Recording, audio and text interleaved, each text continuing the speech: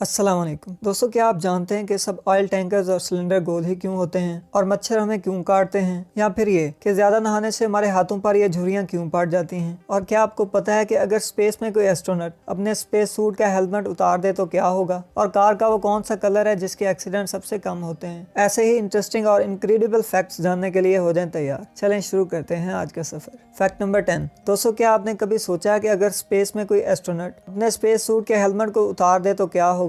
क्या वो जिंदा बच पाएगा? आखिर स्पेस के एनवायरनमेंट में एक्सपोज होने से क्या होता है? सबसे पहले तो ये याद रखें कि स्पेस एक वैक्यूम है, मतलब वहाँ कोई हवा या पार्टिकल्स नहीं है और स्पेस बहुत ज्यादा ठंडी होती है। इसका टेम्परेचर तकरीबन -270 डिग्री सेल्सियस होता है, जिसमें कोई भी चीज जिंदा नहीं रह सकती। सबसे पहले तो हेलमेट उतरने पर एस्ट्रोनॉट का सर स्पेस के बेहद ठंडे टेम्परेचर से एक्सपोज हो जाएगा। फिर ये होगा कि एस्ट्रोनॉट के फेफड़ों से सारी हवा बाहर निकल जाएगी। क्योंकि स्पेस एक वैक्यूम है, इसलिए ऑक्सीजन ना होने की वजह से चंद सेकंड्स में ही दम घुटने की वजह से उसकी मौत हो जाएगी। अगर ये सब भी काफी ना हुआ तो सूरज से आने वाली स्ट्रॉन्ग रेडिएशन किसी की भी जान लेने के लिए काफी होंगी। Fact number 9।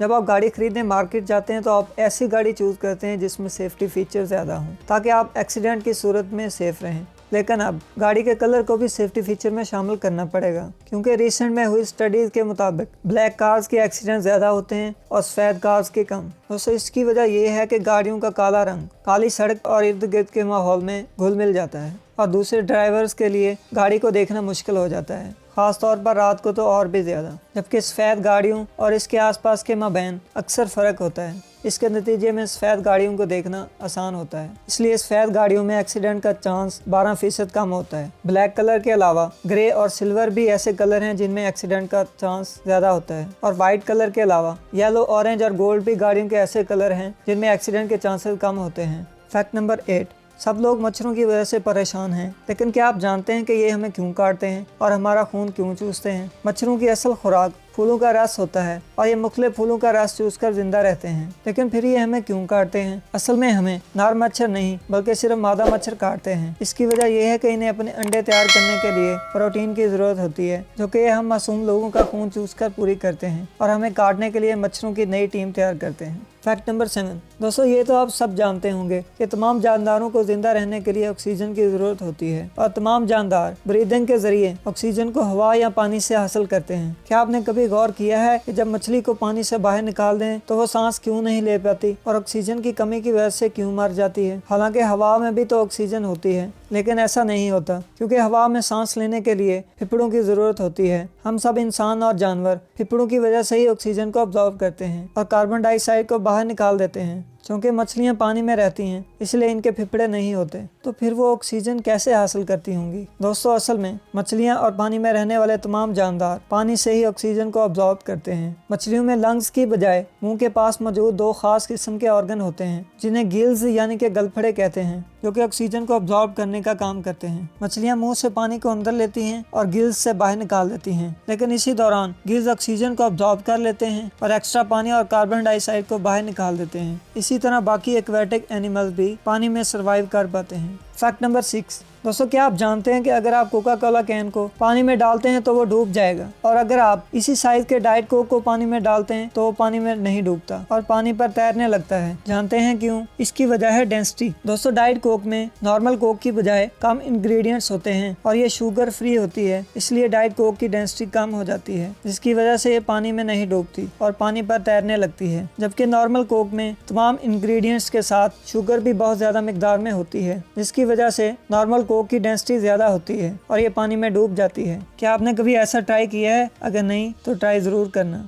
Fact number 5। जब आप ज्यादा देर तक नहाते हैं, स्विमिंग करते हैं या कपड़े धोते हैं तो आपके हाथों पर ये झुर्रियां सी पड़ जाती हैं। आपने ये कभी ना कभी देखा तो जरूर होगा। क्या आप इसके पीछे छुपी साइंस को जानते हैं? अगर नहीं तो मैं बता दूं। दोस्तों, असल में हमारी स्किन एक खास किस्म के ऑयल से ढकी होती है, जिसे सीबम कहते हैं। सीबम हमारी स्किन की आउटर मोस्ट लेयर पर पाया जाता है और ये हमारी स्किन को नमी से बचाने के लिए कुछ हद तक वाटर प्रूफ भी होता है। इसलिए जब आप हाथ धोते हैं तो पानी आपकी स्किन के अंदर नहीं जाता, बल्कि ड्रॉप्स की शक्ल अख्तियार कर लेता है। लेकिन ज्यादा देर देर पानी में रहने की वजह से ऑयल की ये लेयर हमारी स्किन से धुल जाती है और पानी हमारी जिल्द के अंदर जज्ब होना शुरू हो जाता है, जिसकी वजह से हाथों पर झुर्रियां और रिंकल पड़ने लगते हैं। और दूसरा, ये हमारी बॉडी का एक इवोल्यूशनरी रोल भी है, जिसकी वजह से हमारे हाथों पर झुर्रियां सी पड़ जाती हैं। क्योंकि पानी में रेजिस्टेंस कम होती है, इसलिए अगर हम पानी में कोई चीज पकड़ेंगे तो वो हमारे हाथों से स्लिप हो जाएगी। लेकिन ये झुर्रियां हमारे हाथों की ग्रिप को बढ़ा देती हैं, जिसकी वजह से अगर हम पानी में किसी चीज को पकड़ें तो वो हमारे हाथों से स्लिप नहीं होगी। ये तो कमाल है।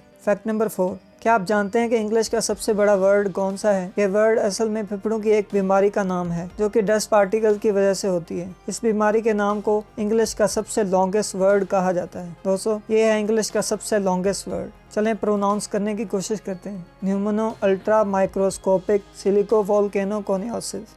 फैक्ट नंबर 3, दोस्तों आप सबने गौर किया होगा कि ऑयल, गैस या कोई भी और लिक्विड कैरी करने वाले टैंकर हमेशा गोल शेप के ही होते हैं। हालांकि अगर इन्हें क्यूबिकल शेप में बनाया जाए तो ये ज्यादा लिक्विड को कैरी कर सकते हैं, लेकिन ऐसा नहीं किया जाता। इसकी वजह ये है कि अगर हम टैंकर को क्यूब शेप में बनाते हैं तो लिक्विड का प्रेशर कॉर्नर पर ज्यादा लगेगा और कॉर्नर पर जोड़ होने की वजह से लीकेज का ज्यादा खतरा होगा। और क्यूब शेप में सेंटर ऑफ ग्रेविटी भी ज्यादा होगी, जिसकी वजह से टैंकर के कल्टी होने का खतरा होता है। जबकि सिलेंड्रिकल शेप में लिक्विड सेंटर की तरफ ज्यादा रहता है और सेंटर ऑफ ग्रेविटी भी लो होती है, जिसकी वजह से इनके कल्टी होने का चांस कम हो जाता है। और मजीद ये कि इन टैंकर्स को खाली करना भी आसान होता है, इसलिए तमाम लिक्विड कैरी करने वाले टैंकर्स और सिलेंडर्स गोल शेप के बनाए जाते हैं। फैक्ट नंबर 2, दोस्तों क्या आप जानते हैं कि आपके दिमाग में 100 बिलियन से भी ज्यादा माइक्रोस्कोपिक सेल्स मौजूद हैं, जिन्हें न्यूरॉन्स कहते हैं। ये इतनी बड़ी तादाद में है कि अगर आप इनको गिनना चाहें तो आपको 3000 साल लग जाएंगे। जब भी आप ख्वाब देखते हैं, सोचते हैं, हंसते हैं या मूव करते हैं तो इन न्यूरॉन्स में केमिकल और इलेक्ट्रिकल सिग्नल लातादाद पैगामात को सेंड और रिसीव कर रहे होते हैं। आपके न्यूरॉन्स पूरी दुनिया के तमाम मोबाइल फोन से ज्यादा पैगामात को तख्लीक और सेंड कर सकते हैं। और सबसे बढ़कर ये कि आपका दिमाग इतनी बिजली पैदा करता है कि इससे एक लाइट बल्ब को रोशन किया जा सकता है। फैक्ट नंबर 1, दोस्तों ये गूगल के बारे में बहुत ही इंटरेस्टिंग फैक्ट है। अगर आप गूगल पर जाकर डू अ बैरल रोल लिखेंगे और सर्च पर क्लिक करेंगे तो आपको अपना सर्च पेज घूमता हुआ नजर आएगा। अगर ऐसा ना हो तो आप यहाँ लिखे ट्वाइस पर क्लिक करें तो आपकी स्क्रीन इस तरह 2 बार घूम जाएगी और आप इस तरह के पेज पर पहुँच जाएंगे, जहाँ आपको गूगल मिरर, अंडर वाटर और गूगल ग्रेविटी जैसे बहुत से गूगल हैक्स मिलेंगे, जिन पर आप क्लिक करके एंजॉय कर सकते हैं और अपने दोस्तों को भी हैरान कर सकते हैं। दोस्तों मेरी ये कोशिश आपको कैसी लगी, इसका इजहार लाइक और कमेंट के जरिए ज़रूर कीजिएगा। वीडियो को पूरा देखने का आपका बहुत शुक्रिया। मिलते हैं एक नई वीडियो में, तब तक के लिए अपना बहुत सारा ख्याल रखिएगा। अल्लाह हाफिज़।